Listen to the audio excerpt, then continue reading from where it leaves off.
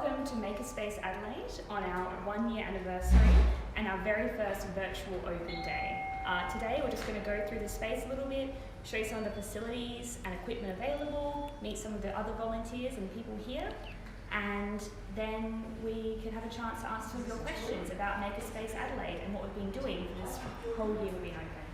So to start us off, we're going to head to the Textiles Room. Don't stop. Happy birthday. Excuse me. So this is our Textiles Room. Here we have a variety of machines, and we have Laura here, one of the volunteers, who's mostly in charge of it. So Laura, do you want to talk us through some of the equipment and tools available here? Okay. So what we've got here is a variety of sewing machines. Most of them have been donated to the space. Here we've got an overlocker. We've got 2 of these so that you can do overlocking instead of having to set up your own machine. And then we've got these Boninas, which are older machines, but they've been reconditioned so that they work really well. So I'm making lanyards at the moment for the COVID marshal thing. You know how you're supposed to have on premises at all time someone as a COVID marshal, they have to be clearly visible. And instead of going out and buying a high-vis jacket, I thought we'd use some of the high-vis material we had donated to make some lanyards for us. Fantastic. Is this something other people could come in here and do for themselves in their own business if they'd like? Absolutely. So something I do for my own business is I make earrings. So using laser cutter, I've cut some MDF and then covered it with material scraps that I have here at the Makerspace. And so it's participating in the circular economy by using waste that I wouldn't have access to at home. Fantastic. So what's some of the tools you have here? I see we've got some elastics and buttons. Is this all donated materials? Yeah, so we've had several donations come through, some private donations, some from defunct companies. And we go through and we sort it out, and so that people are able to use it when they come in. Fantastic. And so you've got Kylie here at the moment. She's working on something pretty cool. What are you working on, Kylie? So I use the old parallel printer cables, and inside are these lovely bright coloured wires. And so I actually crochet with these. Fantastic. That's one of my crochet works. Oh, so creating some artwork and almost wearable pieces out of reused and recycled materials. Yep, things that are discarded. I mean, to look at a cable, not everybody knows that there's a whole heap of coloured wire inside. Fantastic. So what's the other sort of projects we have here? Obviously there's some reusing and recycling. Are there people making a lot of stuff here as well, or? As you can see, we've got some cosplay. So we have cosplayers come in from time to time. There we've got my loom, where I've been working slowly, bit by bit, on a scarf that people have been coming in, and I've been showing them how to weave and add their own little bit to it. So you teach people here as well when they come in, or? We give them a hand. So at the moment we're not set up to do tutoring, we're starting to run classes, but instead the volunteers were all very passionate and we're happy to show people how to use the equipment, how to do things for themselves. So for example, Ryan here came in with a busted bag, and I helped him by doing the sewing bit because it's quite thick material. But now he's hand sewing himself to reinforce the bag so that he can keep using it. Fantastic, that's great. And I notice here there is under the table a bin of scrap fabric. So what happens to the scrap fabric here? Well, instead of throwing out our scraps, we've been collecting them, and I'm planning to make a footstool out of them. So it'll be, I'll make a cover and combine that with the stuffing from a pillow and turn it into a footstool. So hopefully we have a couple of footstools for the space in the next couple of months. Oh, fantastic. Wow, well thank you for that. So that's our textiles, crafting and cosplay studio. Always a lot of activity in there. Let's move on now to our digital fabrication workshop, which is through here. So here we have our digital fabrication lab workshop, where we have our laser cutters and 3D printers, and we have Luke over here who can explain some of the equipment that we have available. So Luke, do you want to maybe show us around a little bit and let us know what we have? Hi everyone, thanks for joining us. So this is our, as Darren said, this is our Digitech room. So we've got a Spinny 300 laser cutter, very graciously on loan from Protec. And we've also got a selection of 3D printers as well. So we may as well come over and have a look at the Spinny 300. So this is an 80 watt CO2 laser cutter, very graciously donated to us by Protec themselves. So the way that this works is we give it a two-dimensional SVG based drawing, and it uses a laser beam to cut through material that we put inside the machine. You can also do engraving, so you can do images and text and stuff onto basically anything. We can do iPads, we can do materials like MDF and acrylic, we can do sort of all sorts of stuff. I won't get it running now just because it is a fairly loud machine, but we might pop over here and have a look at what Don's doing. So Don makes miniature railways. Hey Don. Yes. What building are you doing at the moment? This is a locomotive shed. Locomotive shed. I've just dismantled it. We'll come back in a while. Yeah, no, we can come back. and I'll pop it back together for you. Yep, but it's basically, by drawing it, you can incorporate slots and tags so that it just clips together, which gives you a nice accurate finish. And it's very difficult to make a mess of once you've got the drawings right. Yeah. Although So we try. The accuracy is pretty handy, isn't it? Oh yes, the accuracy of that machine is quite amazing. Yeah. Cool. Okay, thanks, Don. So across the other side of the room, we have our 3D printers. So we'll probably start with the one at the front here. So we've got a Flashforge Creator Pro that's running at the moment. So it's printing an ear defender, which is the strap that the doctors put behind their head to stop the surgical masks from hurting. So all of our 3D printers are currently FDM 3D printers. They're like a computer-controlled hot glue gun. So they squirt hot plastic onto a platform and build an object up layer by layer. We've also got a resin printer. It's getting set up at the moment. But yeah, that's sort of the offering that we have in terms of 3D printers. These two here print in PLA plastic. It's a biodegradable prototyping plastic. And then at the end there, we've also got a Zortrax M300, which is a really large printer that can print a couple of different materials like ABS, PETG, and HIPS, HIPS. They're pretty good. So what sort of things do people print here most often? Is it mostly artists, hobbyists, business people? What kind of things get printed? It's a pretty good question. Just about everyone. We have all sorts of stuff. So obviously Don's doing his little miniature railway. Abby, who is around the place rather, she's printing some parts for a 3D printer that she's actually building herself.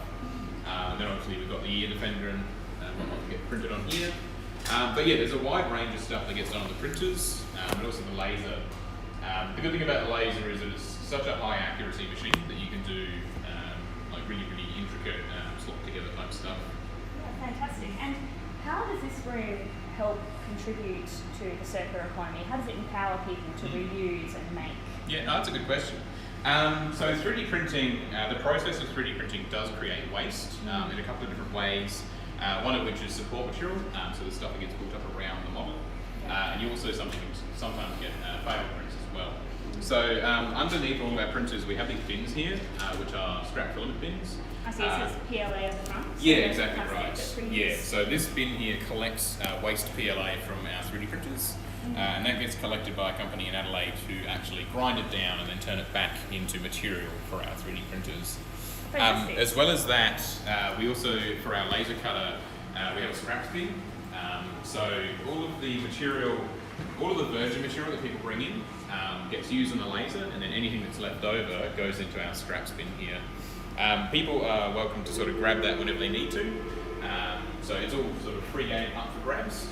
And then the next step of stuff that can't be reused in a laser goes into our waste bin here, which gets collected by Suez, turned into bricks, and those bricks are used to fire kilns.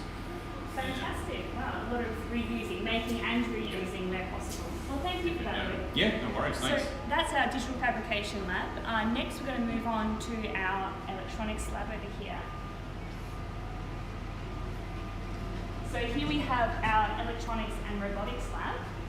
We've got a wide range of things in here, all sorts of components and materials. And this here is Abby, one of our volunteers. So Abby, can you show us around this room a little bit? Explain what we have here. So this room has a lot of donated parts and equipment from people over the past months. We've got rolls of electrical wire from one of our donations, wire resistors, 10-watt resistors, LED components. We've got buttons for arcade machines, transistors, components, the works. It's quite a lot here, and it's been a bit of fun managing it all. So what sort of projects people work on in here? What are they making? It's been a mixture of stuff. We've had people work on RC drones, 3D printers, standard printers, and also doing little bits of repair work as well for machines. Ah, fantastic. So, talking about the circular economy, is that sort of what we try and do here to encourage people to fix things, or is it more making or fixing, or? It's definitely a bit of both. The tools and equipment here are great for fixing things. For example, I've gone ahead and fixed up an old word clock that we found donated in the bits of trash. So it was in the trash before? Yeah. Oh, wow. So it was ready to be scrapped and I fixed it up. So, yeah. Fantastic. And all these components, are these things that we've bought or No, donated? Everything's been donated. I don't think we've bought a single thing at the moment. Fantastic. And people can come in here and just use these for their own new projects if they want to? Yeah, or repairing things. Generally what we ask is for people to put a donation in. If you take something, put a donation, gold coin, something like that. So.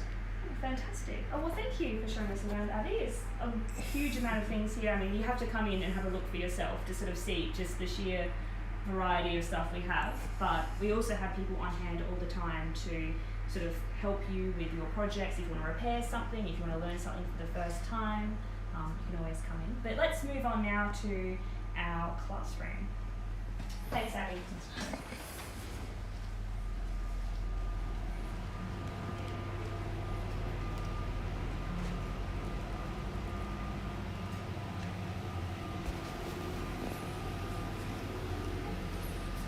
So here we have our multi-purpose room and classroom, and this is David, and he can sort of talk us through. Oh, where's the camera? Right there.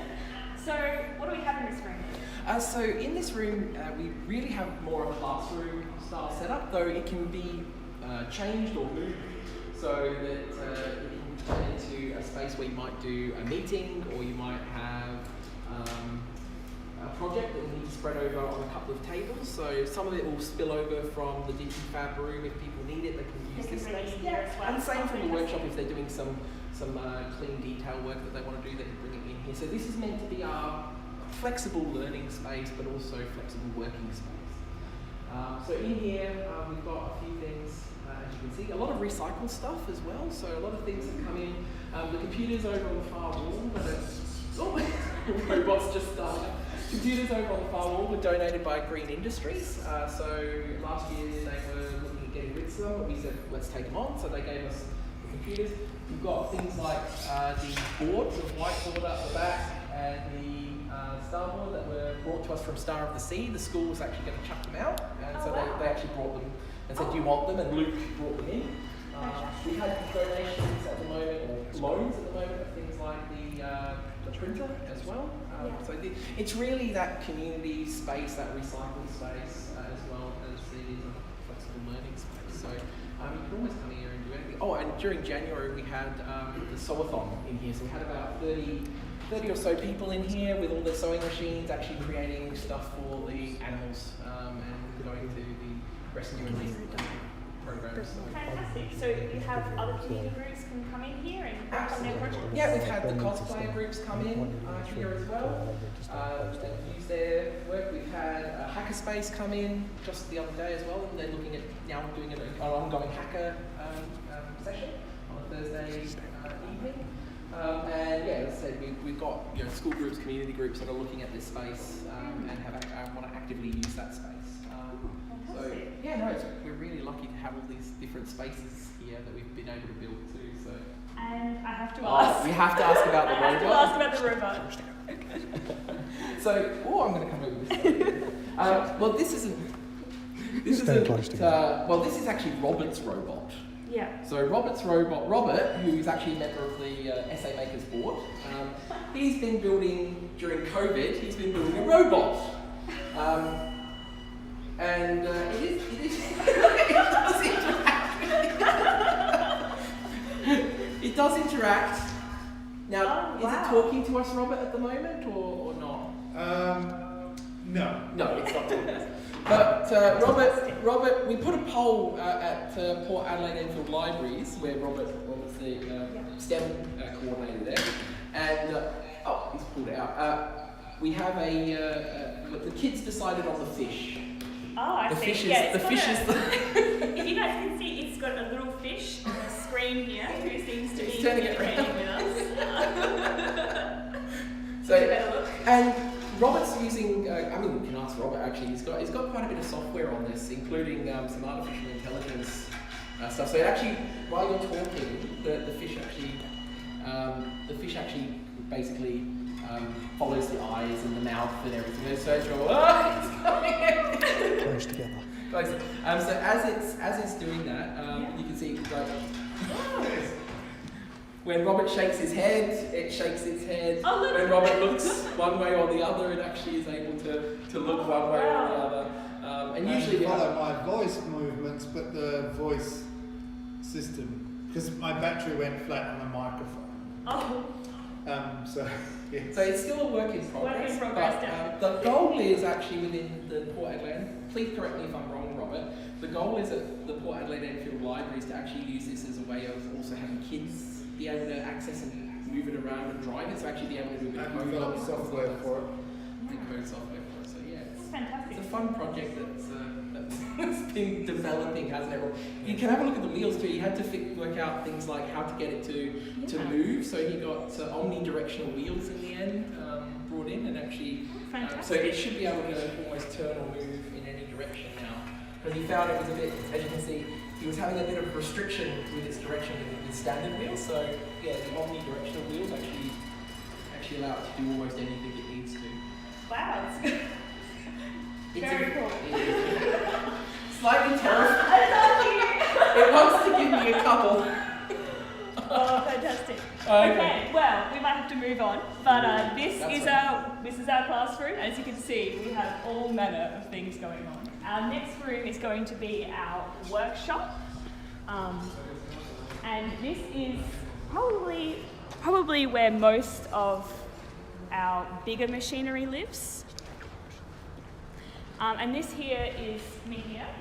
He's one of the volunteers here who works in the workshop. So Mihir, tell us about what we have here in this space. Hi Dara, thank you. Yeah, this place is this workshop is a wonderful workshop. We've got lots of equipment over here. We have a bandsaw, we have stop saws, we have wood lathe, we have a whole lot of other equipment. We have drill press, belt sanders, disc sanders, and the most exciting machine of all is the CNC machine, which is right over here, accessible to all members of the public who want to use this space. So Mihir, what is a CNC machine? A CNC machine is a programmable machine that can work in conjunction with a computer that is able to carve out three-dimensional parts from pieces of wood. I think this machine is even capable of cutting through aluminum. So that's a pretty amazing feature about this machine. So some different stuff to the laser cutter that we have inside. Yeah, the laser cutter is a 2D cutting machine. This is a 3D cutting machine, and it's subtractive manufacturing in a sense, because you take a block of wood and then you remove material from it, as opposed to say a 3D printer where you have nothing and then you're adding material to create your final piece. I So see. And we've it's got good some to have. examples of the 3D stuff. That Yeah, you so can- this is one example of something that can be made on a 3D printer. It's it's a sample shroud for some sort of a machine mechanism, but this is just something to start with. Run with an idea. There's so many things you can do when you see an idea like this. Yeah, fantastic. And I see some other projects around here, some cabinet and some chairs. So what sort of stuff do people work on in this space? Yes, the space. People work on all kinds of things. Yes, people are making a lot of furniture, wooden furniture. There's a steel shop over there, a metal shop. So there are people making metalworking as well. There was a gentleman over here over the last month or so. He was doing a renovation on his car. He wanted to make his car, or his van rather, such that he could travel around the country, and he wanted to fit it out in such a way that it would make it comfortable for him to do that. And he had solar panels on the roof, and he was installing all of that over here and drilling holes in the roof and making sure that everything is fit nicely and everything. Yeah, so people do all kinds of interesting projects. We have something going on over here with an upholstery project. Someone's got an old rocking chair that's been taken apart, and new fabric and new upholstery, and so a lot of interesting recycled projects, new ideas coming out there, and members going all the way. Fantastic. Well, it's great to see some of the projects, in situ. They're being worked on. People are creating things to reuse or creating things out of waste and rubbish. So how else does this space sort of contribute to a circular economy? Well, for one, a lot of the tables over here in this workshop have been made from recycled cabinets, filing cabinets that have been taken apart and then put together in such a way that they've been made to be functional tables for some of these machines. For example, the table on which the table where the CNC machine is was made out of recycled filing cabinets. Also the a lot of the piping over here, the ductwork that's used for the dust extraction for some of these machines were actually stormwater drain pipes. Oh wow. For this building that were discarded, and instead of going to landfill, we used those pipes for dust extraction. Fantastic. So Similarly, reusing is recycling as much as possible. we're recycling. A lot of members, on the back wall of our workshop, we've got a whole lot of reclaimed materials, wood, MDF, and other materials, stainless steel or even just steel parts, mesh, wire mesh, and things like that have been reclaimed from various projects and construction sites that we keep over here for members to use for their projects, and a lot of that gets used up. Fantastic. Well, it's great to hear about all the recycling going on here, and this is just a quick run through of some of the machines and equipment we have out here. If you ever want to get started using this workshop, we have inductions, usually a few every month that you can always book in, and then you can get a briefing on the safety and a more detailed explanation of what all of these machines in here do. So now let's move on to the break room.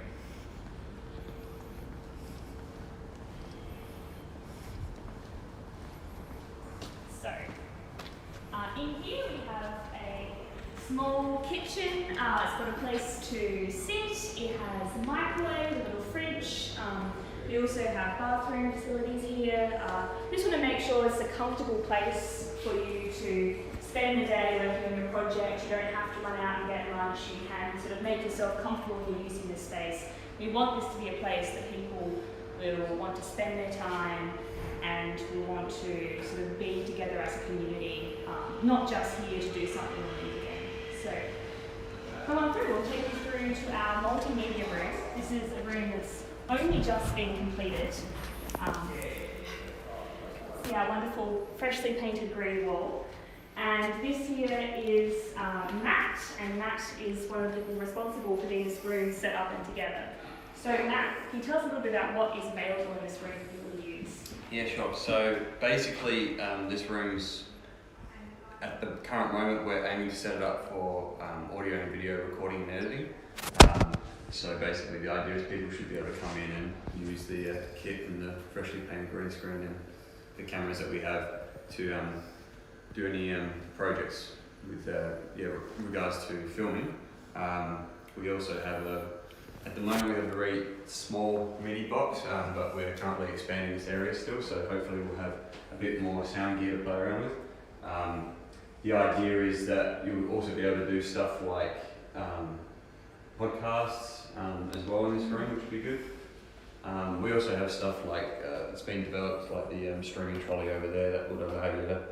It's a portable solution to take into other rooms and stream or record any projects that you're working on in the different areas. Oh, fantastic. Well, thank you for that, Matt. We're really excited to see what sort of stuff does come out of this room in the future. I know it is still quite fresh, but this is available for people to use if they're interested. We're still sort of working out a full technical setup here, but happy for people to come in and tell us what your ideas are for these spaces. This whole makerspace is for everyone to use and enjoy.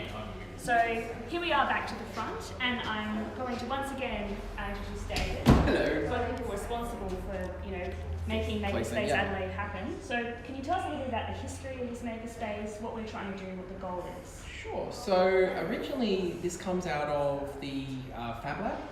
If people remember that, it was actually started at AC Arts with ANAT, who were funding that. So big shout out to ANAT for the original funding of Fab Lab.